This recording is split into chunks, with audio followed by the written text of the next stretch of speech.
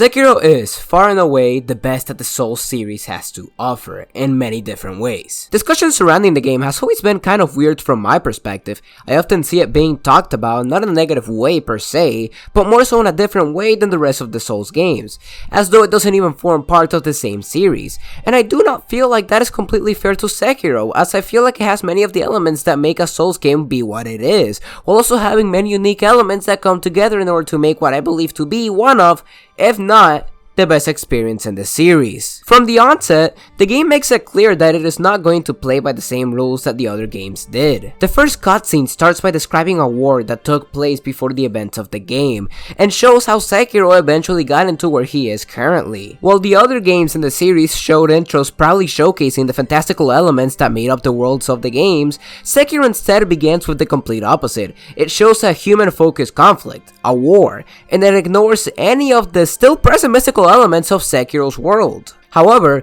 despite not being shown at first, it isn't like the game is completely void of any of these aspects, just like the Souls games are not void of human enemies that you have to overcome in your journey. Soon into the game, you start seeing things such as demons, lightning-throwing swordsmen, and many things with swords. And I mean many things with swords that do not need them. If you think about it, these intros are the complete opposites of one another, yet they both still show many similar elements in some regards, which is one of the biggest recurring themes that you'll notice with Sekiro, completely changing many of the aspects of the Souls series that many fans know, while still keeping them the same way in one way or another. The game soon begins with the main character, Sekiro, shortly after failing a mission and losing everything, given instructions as to what to do next. During the tutorial section, while you get accustomed to the controls of the game, you have to find an exit that allows your master to escape, as Wolfram recites a legendary bloodline that grants immortality, making it a highly valued object with whoever keeps it under their control, essentially having a way to dominate the entire nation. So shortly after whooping ass, your ass gets rightfully whooped by some bum that wants the immortality, so you have to go make your get back and whoop his ass right back! Sekiro is the most story-focused game out of the entire series, having the first main character in the Souls game that speaks and properly communicates with the people around him. The characters in the story will constantly let you know what the current situation is, and there are many points in which you have to talk to these characters to progress in the game. I mean, listen, you could talk to other characters in the prior Souls games, but my ass was shy, and the enemies love shy people, so through my endless struggles, I never found the courage to make meaningful connections in my travels, especially when half the time the motherfuckers will die in ways that I am sure break a Geneva convention somewhere. Actually having the story be told to me instead of looking like a conspiracy theorist tying all the loose points together was certainly nice. However, just like other aspects, the game will still handle its storytelling similar to the other games. There will still be many moments in which the game will use environmental storytelling, which makes for a nice balance for what the fans come to the game for and trying out some new stuff. The game also looks absolutely beautiful, going for an aesthetic more reminiscent of Japanese culture, because that's where the game takes place. Imagine seeing an Aztec temple in fucking Japan? All the areas in the game look absolutely stunning. The colors in the game are much more vibrant than the rest of the series, only rivaled by Elden Ring if you ask me, and it makes for a really pretty, visually pleasing game. When it comes to the music, I mean honestly I don't even remember a lot of it.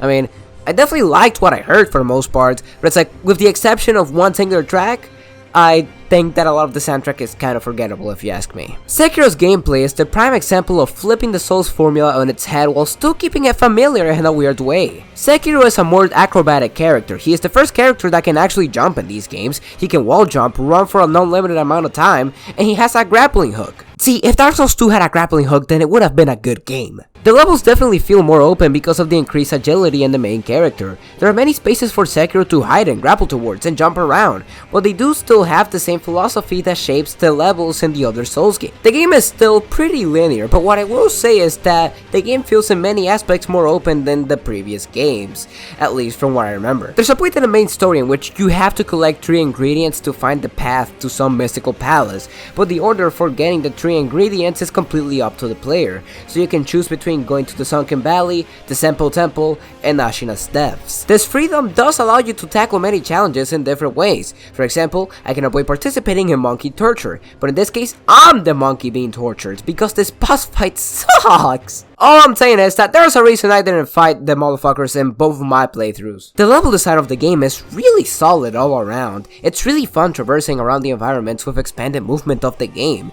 The terrain is so good it even makes most of the encounters pretty fun. The combat. Oh man, the combat! There are many new elements that the players have to take into account when playing Sekiro. For one, there's no stamina bar. You can try all you want, but it ain't coming back. There's also the lack of customizable clothing. There's no leveling up for the most part. Hell, you ain't even got a magic meter. While there are certain elements akin to all these things, the truth of the case is that in Sekiro, you are quite literally just a guy with a sword, and that is all you will be from beginning to end. One of the most contentious aspects of the game is that there's really no customizability to your character in the game, which was one of the aspects that most people liked the most about the Souls games, and in that aspect, it's understandable why Sekiro will be disappointing to some people. However, I think that this lack of customization is what makes Sekiro the best Souls games in the entire series. In prior entries, even if a boss fight was very difficult, you had the chance to go back or go to another place to grind for more experience, potentially better weapons and better equipment. But in Sekiro, that is a luxury that you are not given, and you have no builds to save you, no weapons, nothing at all except for your own skill. Sekiro's star mechanic is the parry. Block at the right time and not only will you block all the damage done to you, but you also fill the posture bar of your enemies. The posture is essentially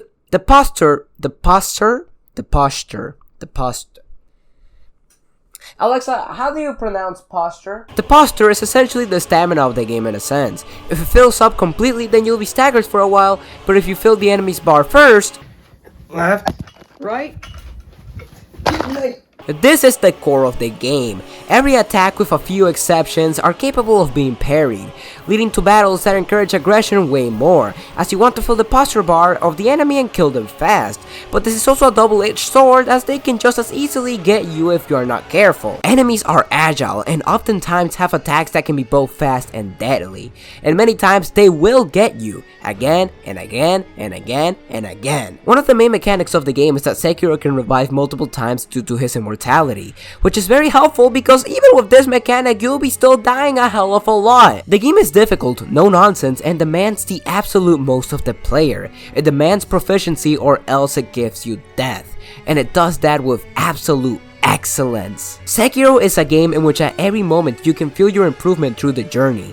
Getting better is one of the best feelings in this game simply because it feels so damn earned. There is no argument to be made about whether or not you are carried by certain builds or any of that shit. You beat a boss because you improve your skill and beat that boss using nothing but your skill.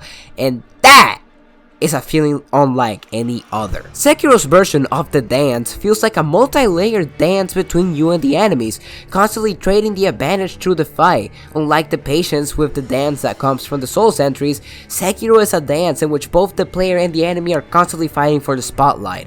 There is not a single second to relax. It is all about the now. It's distinct from the other titles, yet similar, all at the same time. The bosses in this game are also fucking elite! I don't know if the bosses are quite better than the bosses of Souls 3 or Elden Ring, but it definitely is one of the most consistent lineups in the entire series.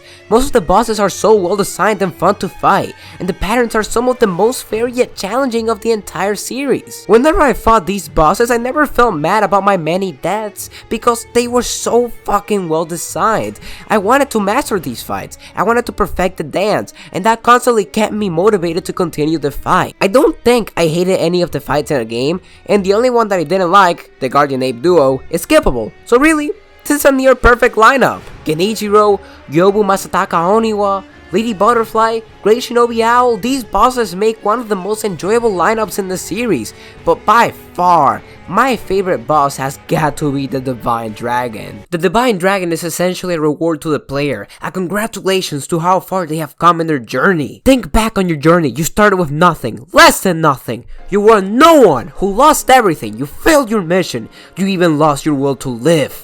And from there, you build yourself back up, you improve your skills, you defeat Herculean enemies one after another, small enemies, important figures in Ashina, mythical beasts, and you slowly increase in power and skill. You defeat the roadblock that limited you mentally, and from there, you are finally at your full potential. You! A simple human who started with no skill, shamed and ready to give up, make your way to the divine realm and confront a god, a divine entity, immortal, and brought back to their prime with no fear whatsoever.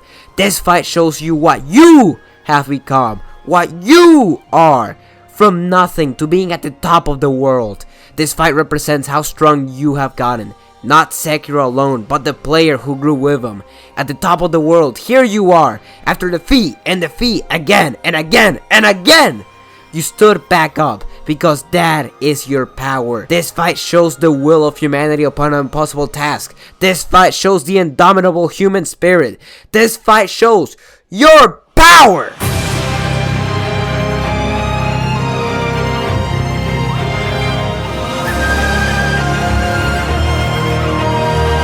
This fight is the best fight in the game.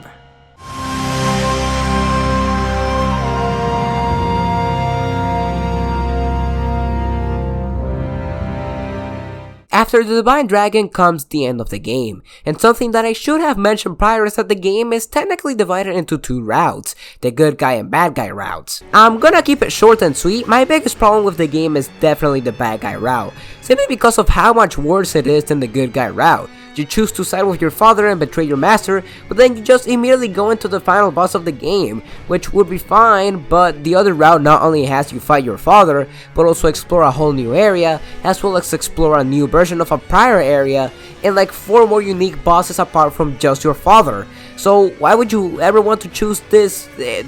Why would you ever want to be the bad guy in comparison to the good guy? You simply get a lesser experience. Anyways, after the Divine Dragon comes the endgame, in which you have to, once again, find your master and help him escape. The final boss is one of the best final bosses in the series as well. It starts off as a rematch against Genichiro, which quickly evolves into a battle against Ishin, the avatar of weapons. I mean, the motherfucker is meant to be called the Sword Saint, but you got me fucked up if you think I'm buying that for a second when the moment I hit the second phase I start being harassed with a sword, a spear, a gun, and a phase later he starts throwing lightning at me. He ain't even need all that to beat my ass. I was already struggling with the first phase. I really like the final boss. It is one of the most challenging fights in the game, but it's still satisfying to nail down and fight against, and works perfectly as a conclusion to this game. Sekiro is my favorite game in the Souls series. Now I do still have to play through Demon Souls and replay Elden Ring and the others, but I just don't think that these ones compare to Shadows Die Twice. The game is also surprisingly short. I played through the game twice and both playthroughs only took me like 16 hours combined. If you know what you're doing on your first playthrough, which you're not, you could potentially beat the game in a relatively fast manner. I really recommend this game. I'm telling you, it's worth your time. Just please skip the Guardian Ape duo. Well, that's all the time that I've had for today. I'm just a random stranger that you met on the internet. But hey, just call me Pseudo.